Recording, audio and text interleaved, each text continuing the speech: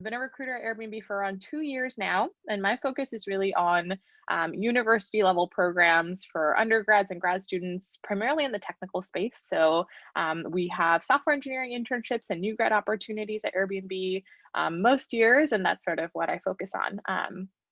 And with that said, you all probably know as students, it's been a crazy year. And I, first of all, admire you all so much for your resilience and for everything you're kind of getting through from a school perspective and virtual life. So thank you for doing that. But as you can probably imagine, Airbnb as a travel company has also gone through a bit of a roller coaster, and our business has significantly shifted, evolved, changed with sort of even month by month as this kind of COVID-19 crisis has gone on. So what that means for hiring for our university roles is at this time, we're actually not hiring for 2021 roles. So we won't be hiring net new interns for next summer or net new grads for next fall. So all of our opportunities that are currently available will be for 2022. And so what that means is for anyone that's graduating beyond 2021, you'll be eligible for our internship and new grad roles depending on what year of school you're in. But if you're also graduating in spring or summer of 2021 and you want to explore an Airbnb new grad opportunity, you are still eligible to do that next fall if of interest to you. So wanted to set the stage there. And I'll jump right into the questions from Q&A. So I'll start with the first question from Andrena. Is that correct? Let me know if I'm pronouncing it right or wrong, but it's a beautiful name. What are a few of the top skills or qualities we look for when scouting new grads for entry-level positions? Great question. I think at Airbnb, and someone had a similar question in the chat as well around kind of what's important to us and what do we look for. A couple of things really stand out when we're hiring for software engineering or technical roles. The first is folks that have had a vested interest in their area of study outside of the classroom. So what I mean by that is for us, we really like to see people who've taken on leadership roles or involvement in hackathons or other clubs to show that there's an interest that they have and eagerness to learn more about their field of study beyond just what you're learning in school. So that's really important to us. We look at extracurriculars, we look at hackathon participation, we look at, whether you've collaborated with peers on a project that's personal. Those kinds of things are really, really important to us. The other thing that we look for is classwork. So what classes have you taken, and do those sort of match up to how our interview process works? So some of the core foundational things we look for are strengths in data structures and algorithms. So have you taken classwork? Have you had the opportunity to use those concepts in internship experiences, research, etc.? That's something that we tend to look out for. And then the last thing that's really important to us is just showcasing on your resume that you're able to coherently speak to your experience. And I think this touches on another question I saw earlier about resumes and sort of what the most important elements are. It's really important for you as a student to build a narrative in your resume. So what that looks like a lot of the time is for a recruiter, you can imagine if you're applying for an internship, they're getting thousands, hundreds, or if not thousands of applications weekly. So they don't have a lot of time to process your resume. So the story we want to see in like 20 seconds is, where do you go to school? What classwork has sort of helped bolster your learning in school?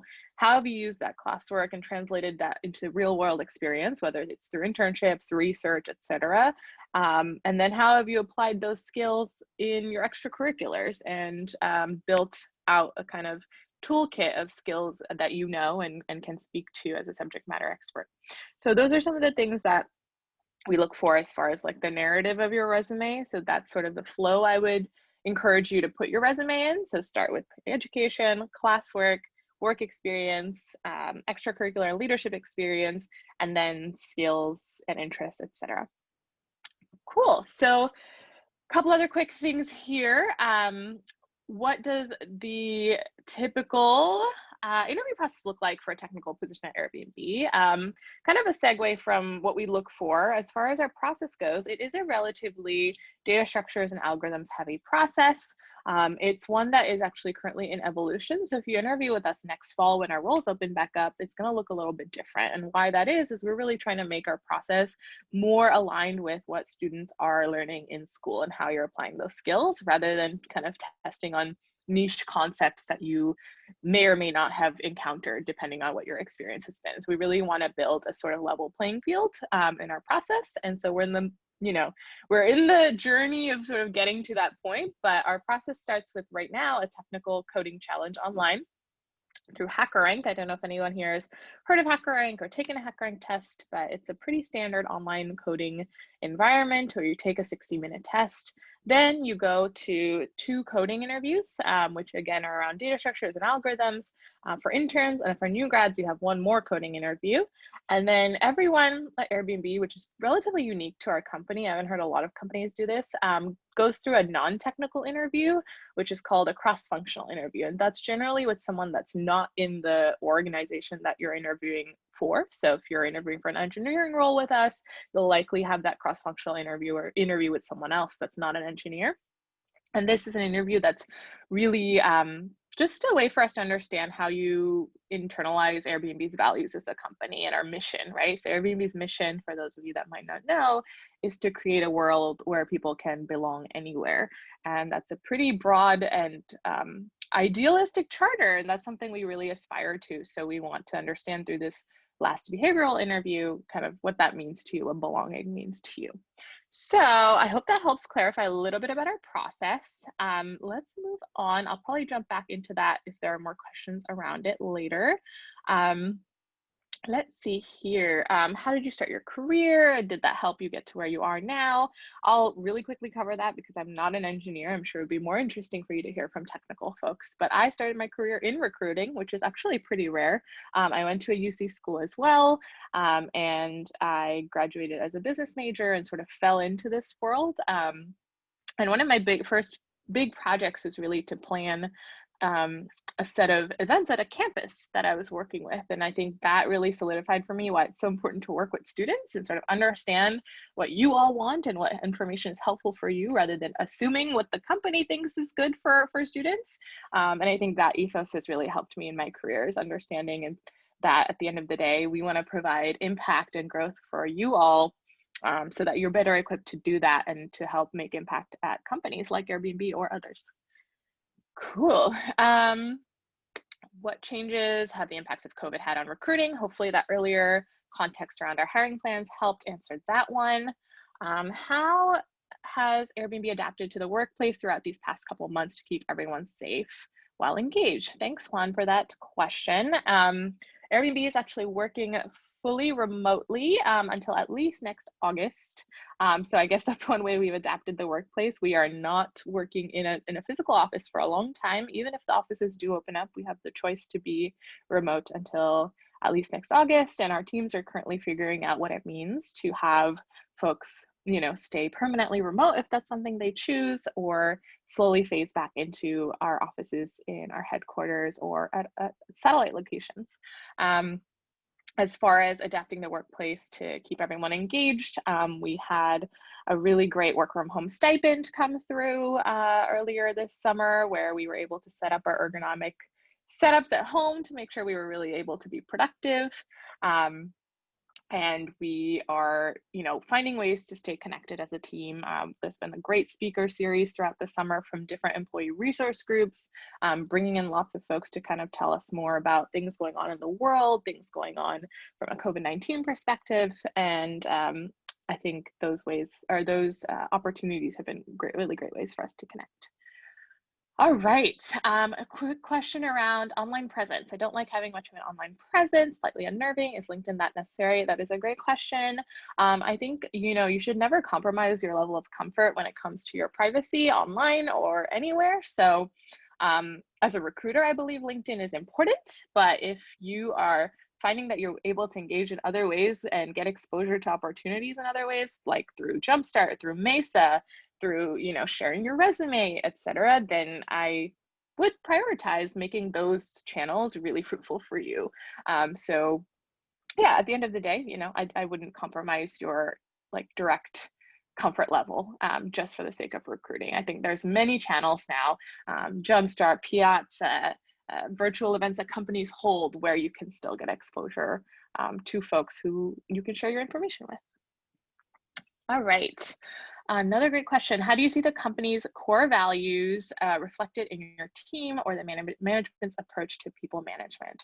That is an awesome question. I think it's at the very baseline level, having everyone at the company go through these cross-functional interviews in their interview process really helps us build a culture of value-driven people and mission-driven people, because from the start, when they're coming into the company, we've already assessed that they have some sort of connection to what Airbnb's charter is, right? What our goal is as a group of employees working together towards driving that goal.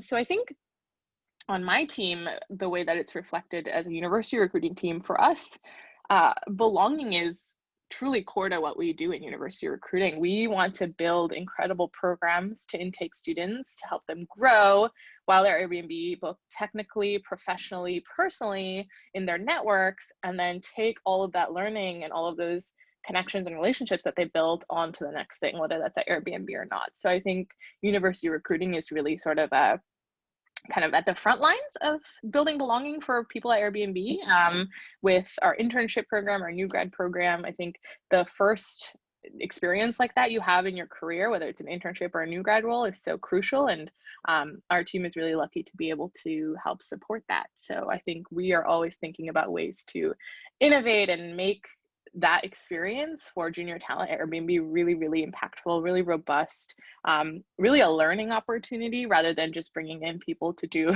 menial work. Like our interns and new grads are held to a high standard because we know that they can achieve it. So that's one way in which I think we try to embody our values, is through all of you and how we support you in your careers.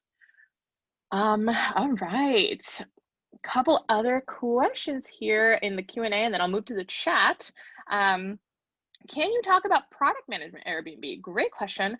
I don't work specifically with PM at Airbnb. Also, we don't hire junior PMs at Airbnb. All of our PMs are pretty senior, just because our needs are relatively specific and niche in our PM areas. But our product managers at Airbnb work directly with engineering, design, and data science. Depending on the team, they're usually embedded in the org that they work with and are working on projects within that organization. And as far as organizations, Airbnb has a couple different, sort of verticals of work. We have our homes product, which you all probably are familiar with. We have experiences, which is basically opportunities to have activities hosted by locals in an area that you're visiting. And now there's online experiences where you can have attend activities virtually from hosts all over the world. So that's another company vertical. China is another company vertical because operating Airbnb in China is very different from mostly the rest of the globe. And then our fourth Airbnb sort of vertical is Airbnb.org, which sort of encompasses our philanthropic and sort of nonprofit arm of the company. So that was a little bit of an aside, but all that to say is our PMs work in all of those orgs, and they work very closely with other functions to drive big deliverables and milestones forward. But I don't know too many details from a more deep, like a technical perspective. And then another thing I will say is a lot of our PMs do have technical backgrounds at Airbnb. So they're senior folks who've either been engineers or, studied CS and then, fell into the PM world and kind of grew through the ranks there. Okay. How has your career perspective changed throughout your journey? Thanks, Christopher.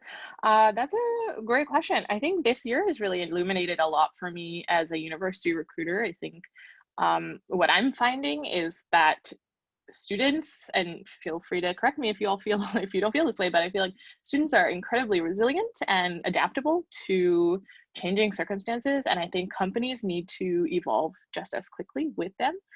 So as a university recruiting team, it's really important for us to continue innovating, continue building in a world where things might be uncertain, and continue prioritizing the experiences of junior talent. So that's something that I think what I've learned is that basically throughout this journey, I mean, I've only been a recruiter for 6 years, so I'm not too far out of school from all of you, even though it might seem like it. But I think what I've learned is students are so quick to pick up new technologies, new channels of communication, and I think our programs and our companies need to respond to that. And I also just really value how mission driven folks are, and how even now, I think it's a tough time because we want to focus on stability and everyone's looking for jobs. But I think the generations now that are in school are so driven by mission and the product and really believing in something they work in. And so as a university recruiter, I think now I want to continue working at companies where I also believe in that, so that it's not a tough sell for me to convince folks to come to wherever I'm working. And for me at Airbnb, it's perfect because I believe in the product and I believe in what we're trying to do. So that's something that stands out to me. All right, another few more questions. Hopefully I'm not going too fast. I know we don't have that much more time, but I'll try to get to as many more questions as I can. How to stand out if you're a junior student looking for internships who hasn't taken upper division courses?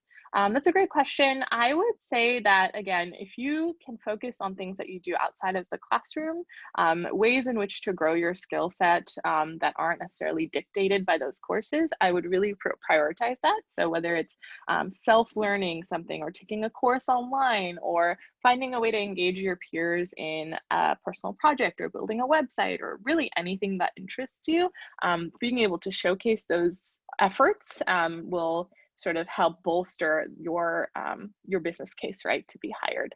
And then as far as just the types of opportunities, you can look into a lot of programs that hire, students of all school years, and are kind of essentially like programs where you can grow and they can kind of help you fill that gap between your upper division courses and where you're at currently. So I would just look into the programs that Google has, Facebook, Apple, Twitter, etc. And I would just apply. And also one thing that I actually suggest to all of you that is related is a lot of times I get lots and lots of messages from students on LinkedIn or email. And, as a recruiter, if I responded to those all day, I probably wouldn't have time to do my real job. So one thing I suggest is if you find a company you're interested in or a role that you're excited about, reach out to an engineer at that company on LinkedIn who is in that role. Oftentimes engineers are incentivized to share your information with the recruiting team. And even if they're not, they're getting less messages. So they're probably going to see that more quickly and be able to address whatever it is that you might be asking for, whether it's a referral or more information. So make sure to find some engineers and reach out to them. Awesome. Internship opportunities, what internship opportunities are available for undergrads at UCSB, what departments. Yeah, so really quick recap, our internships are technical for the most part for undergrads. They are in software engineering. We also have design and data science internships. Those are usually reserved for grad students, but we have hired some undergrads into those roles. On design, we have product design roles, UI, UX research roles, content strategy opportunities, and those are all sort of dependent on what your portfolio looks like. Again, skews towards grad students, but we also hire undergrads. On the data science side, we tend to hire more grad students, masters and PhDs. All right, now let me go into the chat and see what I might have missed. What are some of the top reasons why candidates fail their technical interviews? Thanks, Richard. I will really quickly give you some thoughts on technical interviews. The first is, it seems daunting, but you should just practice as many problems as you can. We like to recommend at least 100, which is wild, but it will really, truly help you solidify and take what you're learning in school and help you apply that to real world concepts and to real world interview processes. So continue to practice as much as possible. If you have heard of Cracking the Coding Interview, that is a book that is very recommended. There's a version for normal coding interviews, and I believe there's also now a version for online coding challenges, and that is an incredible book. So definitely try to find one, share that resource with your friends, practice together. Another thing I suggest highly is a reason candidates fail their technical interviews is because they're not used to talking through their solutions to problems out loud. You can write down code all day, right? And you could be completely correct and your solutions could be impeccable. But if you're not able to talk through your reasoning, your trade-offs, your thought process with an interviewer, then that's a huge problem. So, one thing that I tend to suggest is find a peer, find a mentor, find someone that will be able to take a problem with you and solve it separately, come together and explain your solution to that person. What that does is helps you get used to saying things out loud. And then, having a peer there for you will be able to uncover things that you might have missed and vice versa. You can really support each other to fill in the gaps of your solution. And then you can go back and refer to the actual solution and see where the gaps were and continue to practice in those areas. All right, a couple different things here. Christopher, how do I show my eagerness to apply the skills I've learned in school to the real world through a paper? Again, that's really around being able to showcase your extracurriculars and leadership outside of the classroom. And then Mindy, I hope I answered your question about STEM jobs a couple minutes ago. Does working remotely through August mean Airbnb is hiring folks from further away? That is a great question. We are now considering what it would mean to hire more folks that are permanently remote or that are remote in specific locations. I think we're still working through that as a company because a lot of teams eventually would want their teams to come back and be together in person, whether it's in Seattle or our LA office or San Francisco headquarters. I think as a company that builds belonging and connection, we tend to hire folks who genuinely want that connection in person as well. So I think some folks are itching for that, but I think we also want to enable really effective hiring in regions that we've never really been able to tap into the market for, both for junior talent and not, because we've historically required people to be in a certain location. So I think you'll see some changes there soon from Airbnb. And then should MESA students highlight their involvement in MESA? Yeah, absolutely. I think especially now that Airbnb is more involved as a partner, it's really important to see that you are taking part in opportunities like this and that you're sort of advocating for yourself in this way by being a part of a program like this. So yes, I would 100% reflect that involvement. When you're looking at hiring interns from Tony, thank you. Do you look at specific years or do you look more at the skills? And what skills or languages should students try to focus on? Great question. We are a school year agnostic program. We tend to hire folks who are, for example, our internship program usually ends up being around 80% rising seniors. So folks that just graduated their junior year and come intern with us over the summer, just because our interview process is relatively robust and juniors have had more experience under their belt. However, that being said, I mean, we have like 60 to 80 SWE interns every summer, software engineering interns, and 20% of that tend to be sophomores and sometimes even freshmen. So we really are just trying to isolate folks' skills and experiences and leadership, and then go from there. So we're not, we don't count out any school year. And then as far as skills and languages, that is a great question. I think you should just focus on the area that you're interested in. All of our roles, except for our mobile dev roles, are generalists opportunities. So if you're more front-end focused, you can do that. If you're more back-end or infra focused, you can learn languages, tools, technologies in that area. Things like Python, Java, C++, those are always helpful to have some background in. And then as far as our mobile folks, we do hire mobile interns and mobile new grads, and they go through slightly different interview process. And for that, our Android devs use Kotlin and our iOS devs use Swift. And that's basically what we look for. We're not really a React sort of org. We don't use React anymore. We've shifted away from that. And now we're like a Kotlin and Swift org. So hopefully that helps. And I think I've gotten through most of the questions. Does anyone else have anything else to share? Thank you so much for letting me do that rapid fire. Hope that was helpful for you all as students. Tuhina, this is so awesome. I'm awed and amazed by how concise, and you don't have any of the ums and the I always have. So that's awesome. There's one last question. How long does an internship at Airbnb last? Can we do it for the summer? Yes, it is 12 weeks and only over the summer. Thanks for asking. I know a lot of folks are in co-op programs or other programs, but we have a 12-week summer program. And this is Mindy. I just want to respond to Christopher had sent a question specific about MESA. and I messaged him directly. I'm not sure if he saw it. If you have a question directly about MESA, feel free to email me. I will put my email in the chat. If you are in a community college program and are interested in making sure that when you attend a university, you get into the MESA University program, things like that, feel free to reach out to me. I will put my email in the chat, and you can always message me on the Jumpstart platform as well.